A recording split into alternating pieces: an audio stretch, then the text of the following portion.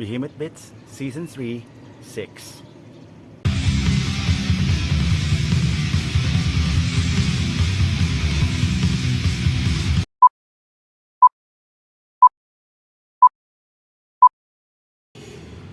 Hi guys, magandang umaga sa inyong lahat. Happy weekend to all of you and welcome to Season 3, Episode 6 of Behemoth Bits. I am Milan, your resident Behemoth. So, this week's Behemoth Bit is something that I came across that I kind of pondered on, of course.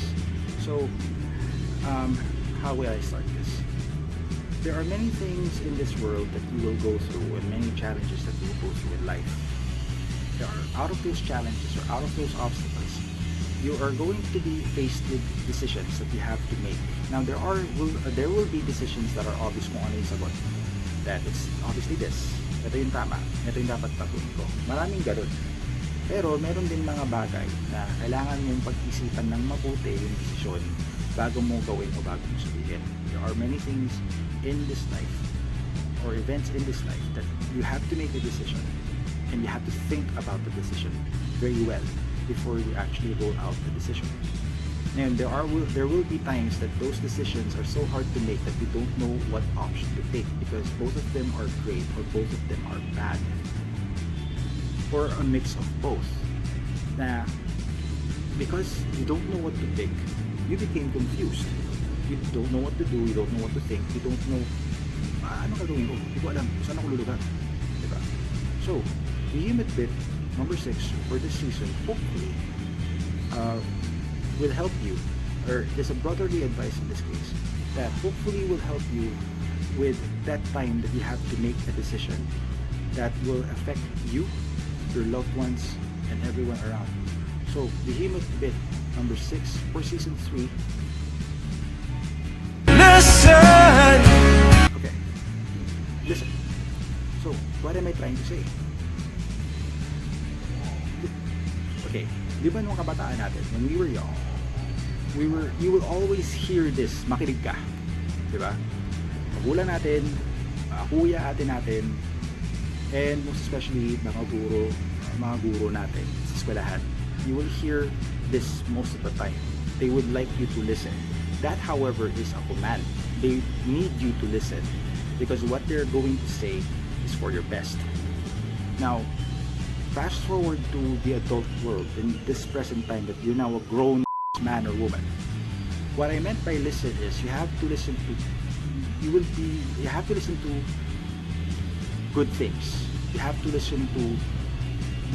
yourself. You have to listen to yourself kasi if you try to think and ponder on decisions that you have to make, if you listen to yourself, sometimes you would assess to yourself na yung decision ko sa paniniwala ko tama. Okay. Now there will be times that minsan pakikinggan mo yung sarili mo, yung decision mo tagilid ka, or hindi man tagilid, napakinggan mo yung decisions mo, nag-hesitate ka pa rin. Hindi mo pa rin alam kung tama ba itong ginagawa ko, tama ba itong decision ko, tama ba itong pinag-isipan ko, tama ba itong pinuntahan ko, diba? Question mark. You don't know if what you did or what you thought of or what you went through is actually right or wrong. Ngayon, in situations like that, if you listened and you found that you're still confused or you're confused, then the next thing that you can listen to, I'm not saying you should listen to, but that you can listen to is opinions, advice of good people, quote and unquote, good people. Alright? Not, syempre, bakit ka makikinig sa payo ng masamang tao, diba? Unless that you're Maleficent, but Maleficent's not really a bad person. She is actually a good person. She just had stuff thrown her way. She was wrong, so she's not necessarily a evil person. She just became evil because of what happened. And I won't blame her. Going back, and you have to, if you're not sure about what to do, it is parang automatic sa atin na maghahanap tayo ng opinion ng ibang tao. Maghahanap tayo ng payo mula sa ibang tao. Normally yung pupuntahan mo, kaibigan mo, magulang mo, kapatid mo, siguro bisor mo, manager mo, anyone you're close to, you would be seeking out their advice on certain things or certain events that you're about to go through, and you want to get their 2 cents on the matter because you want to learn from them because they might have gone through the whole thing, which most of the time they have. That I've been there, I've done that. That whole cliche is true. That those are the people that you would definitely have to listen, or in a way, not definitely. You might want to take into consideration or ponder on the things that they're going to tell you, because they've been there, they've done that. Kasi they will be telling you what they underwent and what they did, and they will also tell you the lesson that they learned out of it, because especially if the lesson that they learned is based out of a mistake, diba? So nangyari sa akin to, pare, dati alam mo ginawa ko ganito, ganyan, alam mo ang ending nga. So taking that advice, so ang maging follow up nun, so ako sa'yo, ito gawin mo, huwag mong gagawin to, huwag kang pupunta dito, huwag mong sabihin to, diba? Ganun ang advice na naririnig natin sa maraming tao, lalo na kung mabuting tao at kaibigan mo. Kasi yung mga taong yun, hindi ka ipapariwara ng mga yan, hindi ka pagagawa o pag-iisipan ng, they will not entail or they will not instill a bad thought on you, because they want you to be on the good side, they want you to do what's good. Okay, so it's okay to listen to those kinds of people, or to advices, to sa mga payo, sa mga opinion ng ibang tao, mas lalo na kapag yung opinion na yun ay ikabubuti mo, diba? Ngayon, sige, you've gathered up opinions left and right, 2 cents, advices, payo, lahat kinuha mo or natanggap mo from many different people. Now it's decision time. So kung ang decision na ginawa mo is your, nota, this is your decision, not theirs. Even if the decision was a majority of what they think you should be doing, but you decided to follow or listen to them, that is still you. Okay, same thing if you went the other way around. If you gave a lot of advice but you went the opposite way, that is still on you. Ngayon, okay, nag-decide ka, it went for the best, you made the best decision that you could ever make out of that situation, it did you good, bravo, good job. Paano kung hindi? Paano kung tumagilid? Okay lang din. Okay lang din yun. Oo, pagagalitan ka ng maraming tao, expected na yun, normal yun. Tumagilid ka eh, malamang nagkamali ka, pagagalitan ka, diba?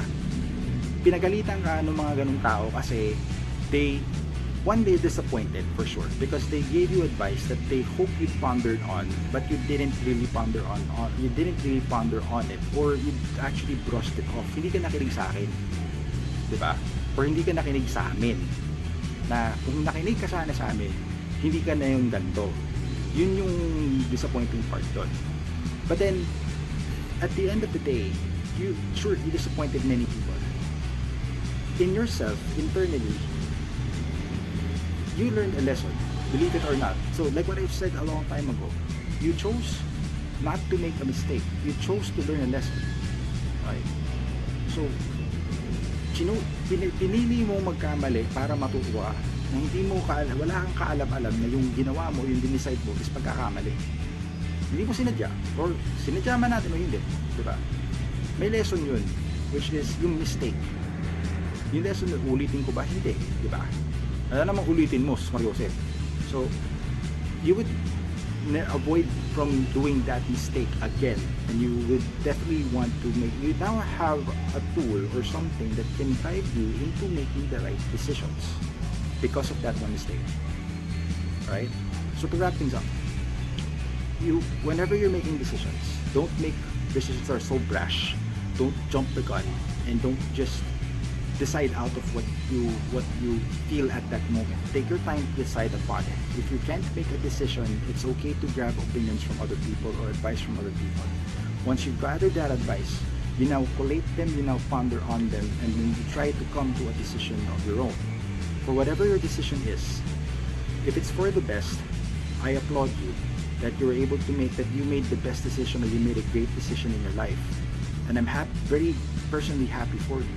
But then if you made a wrong decision and it led to your turmoil and destruction, keep in mind that that's okay. You will be scolded, you will be chastised by many people, but that's part of the learning. Because of those events or because of that situations, you will now learn how to make the proper decision, because you're now trying to avoid that mistake from ever happening again. And that, guys, is my Behemoth Bits. Peace out.